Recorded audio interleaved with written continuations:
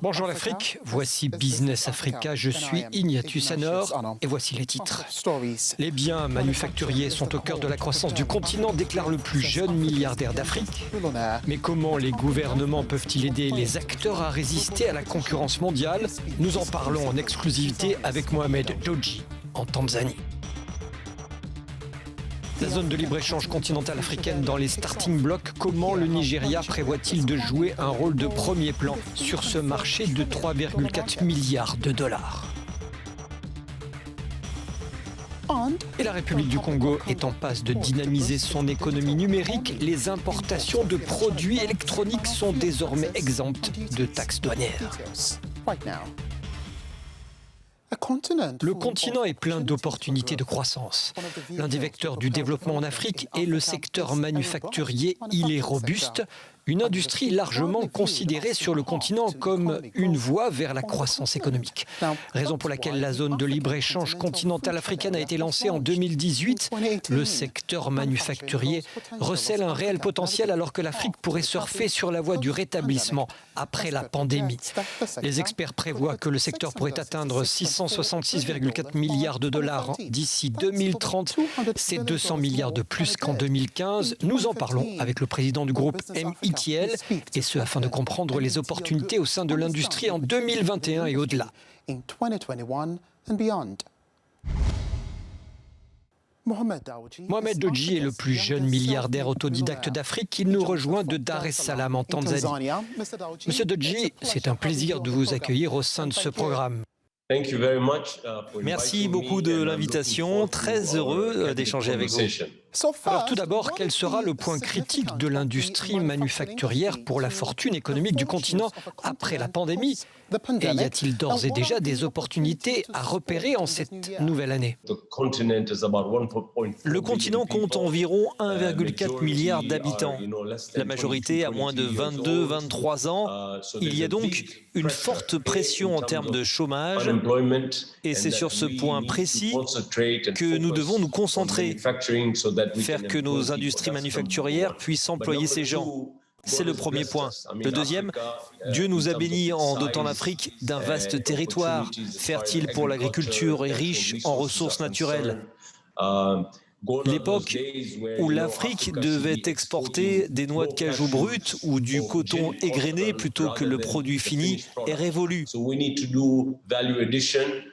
Nous devons donc apporter désormais une valeur ajoutée.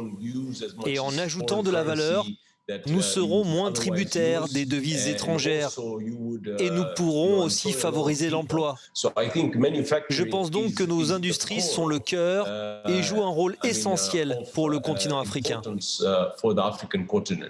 Je sais que vous êtes fan de ce que vous appelez l'investissement d'impact. Avec une population jeune et en augmentation, comment l'investissement d'impact crée-t-il des emplois indispensables aux jeunes entrepreneurs du continent, notamment dans l'automatisation et les plateformes en ligne? Vous parlez d'investissement à impact social, mais cela ne veut pas dire que vous faites nécessairement des affaires à perte. Mais cela veut dire que vous ajoutez une touche humaine à votre décision commerciale, car l'emploi de nombreuses personnes est en jeu. Alors lorsque vous parlez d'investissement à impact social, cela concerne beaucoup de pays, que ce soit l'Afrique du Sud, le Mozambique, la Zambie ou la Tanzanie. Prenez l'exemple du textile, dont l'industrie s'est pratiquement effondrée.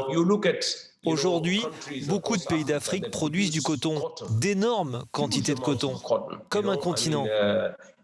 Mais jusque-là, nous nous contentions de séparer la fibre qui entoure les graines et nous l'exportions.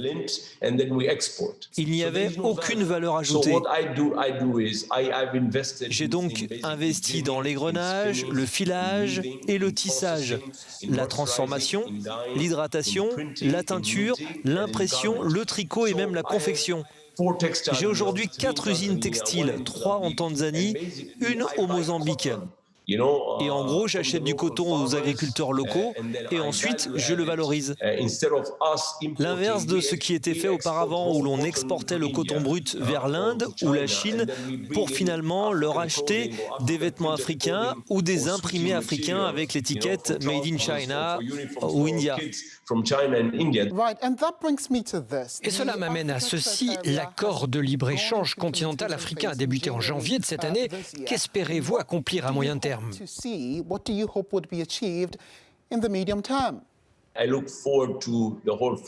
J'attends avec impatience l'ensemble de l'accord de libre-échange. Il est très important. Je vais vous donner un petit exemple. Vous avez un pays qui ne cultive pas de blé, d'accord? Et il importe du blé des pays baltes. Puis il moud et fabrique de la farine. Et vous avez un pays qui a essentiellement de grandes fermes de blé. Il faut donc maintenant se poser la question de l'origine. Je ne peux pas prendre ma farine de blé en Tanzanie, où je ne fais qu'importer, c'est-à-dire du blé étranger en farine, et la déverser dans un pays, disons, en Zambie, où il y a beaucoup de blé, où les agriculteurs seront vexés et affectés. Donc en gros, chaque pays doit examiner chaque produit particulier. S'il a la capacité de le produire. Nous savons tous qu'il y a des pays dans le monde qui accordent des subventions. Et puis vous tuez votre économie en introduisant des marchandises qui seraient déversées dans votre pays et vous tuez aussi l'industrialisation ou vous tuez l'agriculture. Et enfin, vous avez dit que le gouvernement tanzanien soutenait votre entreprise. Dans quelle mesure le soutien des gouvernements aux acteurs manufacturiers du continent est-il nécessaire face à la concurrence mondiale ?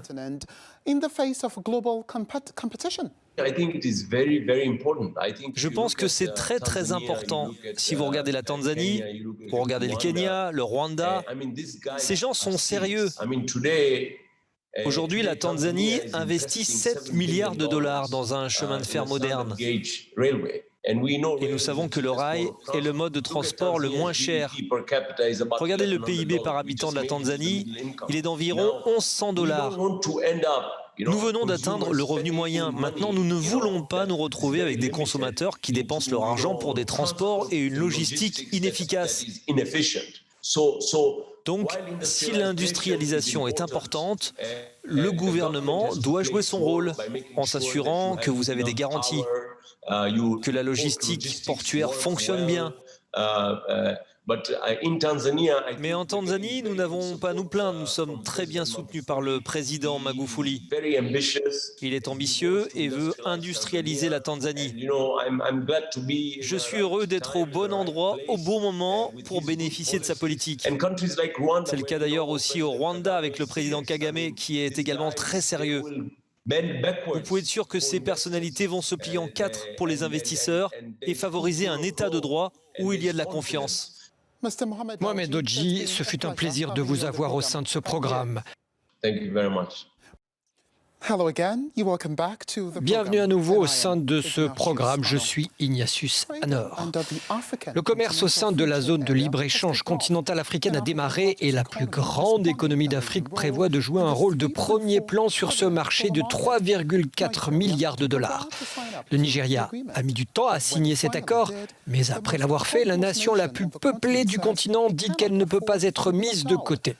Business Africa s'entretient avec un stratège en économie locale qui nous en dit plus sur la préparation du Nigeria à exploiter les dividendes de cette zone de libre-échange.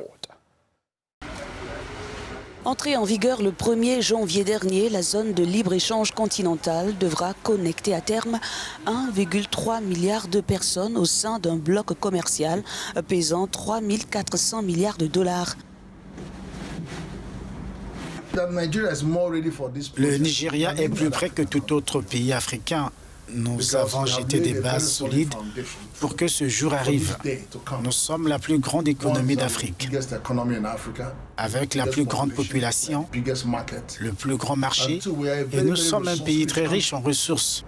Et en plus, nous n'avons pas encore exploité nos ressources minérales. Un marché commun auquel 54 pays africains ont déjà donné leur accord. Une opportunité pour l'une des premières économies du continent, le Nigeria.